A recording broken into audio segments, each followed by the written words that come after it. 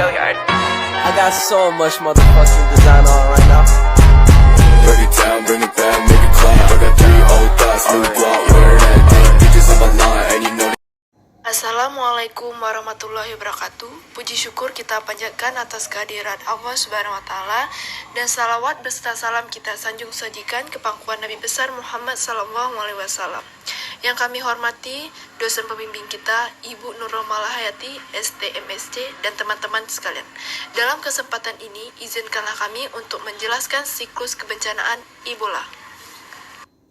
Selanjutnya, kami akan menjelaskan siklus penanggulangan bencana. Siklus penanggulangan bencana terbagi menjadi 4. Yang pertama, ada tahap prabencana dalam situasi tidak terjadi bencana. Yang kedua, pada tahap prabencana dalam situasi terdapat potensi bencana.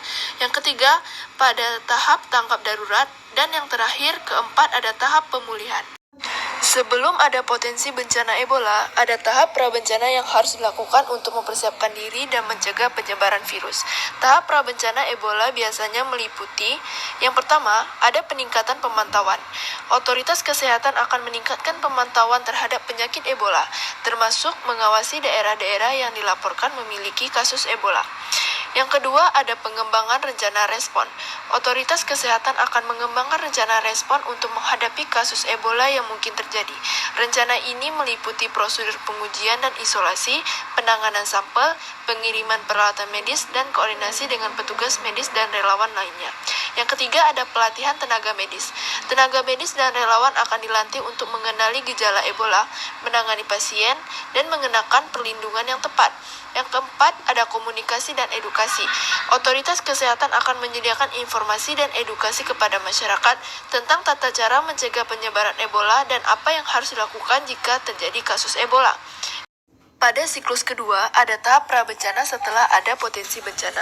Yang pertama, ada monitoring. Pemerintah dan organisasi kesehatan akan melakukan pemantauan terhadap potensi bencana Ebola dengan memantau berbagai indikator seperti jumlah kasus, penyebaran, dan keparahan penyakit.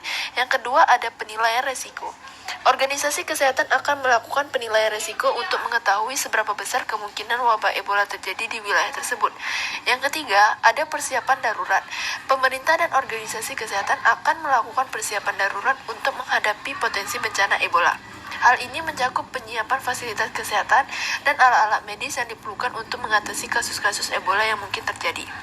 Yang keempat, ada pendidikan masyarakat, yaitu masyarakat akan diberikan edukasi dan informasi tentang Ebola, termasuk cara penyebaran dan pencegahan penyakit tersebut. Yang kelima, ada pengendalian penyebaran.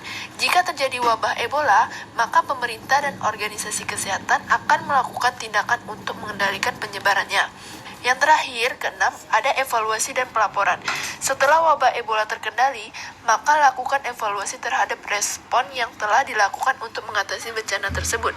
Selanjutnya dilakukan pelaporan untuk memberikan informasi kepada masyarakat dan memberikan sistem tanggap darurat yang ada. Pada siklus ketiga, ada tahap tanggap darurat. Yang pertama, aktivasi tim darurat.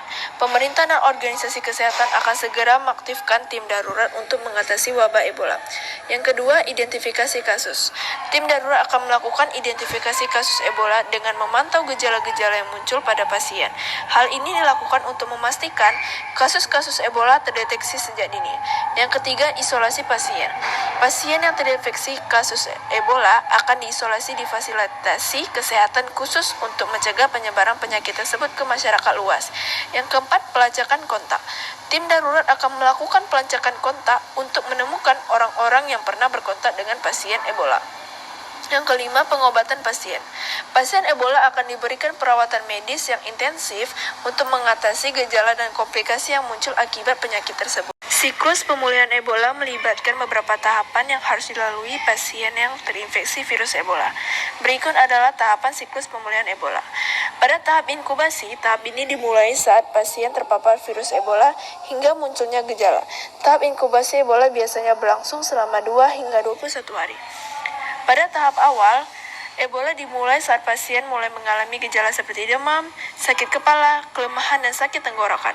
Pada tahap gejala yang lebih parah, setelah tahap awal, gejala Ebola menjadi lebih parah, termasuk diare yang parah, muntah-muntah, sakit perut, dan demam tinggi. Pada tahap pemulihan, jika pasien bertahan melalui tahap kedua, mereka akan memasuki tahap pemulihan. Pada tahap ini, gejala Ebola mulai berkurang dan pasien merasa lebih baik. Pasien tetap harus diisolasi dan diawasi selama tahap pemulihan untuk memastikan bahwa virus tidak menular ke orang lain. Bring it back, make it clap.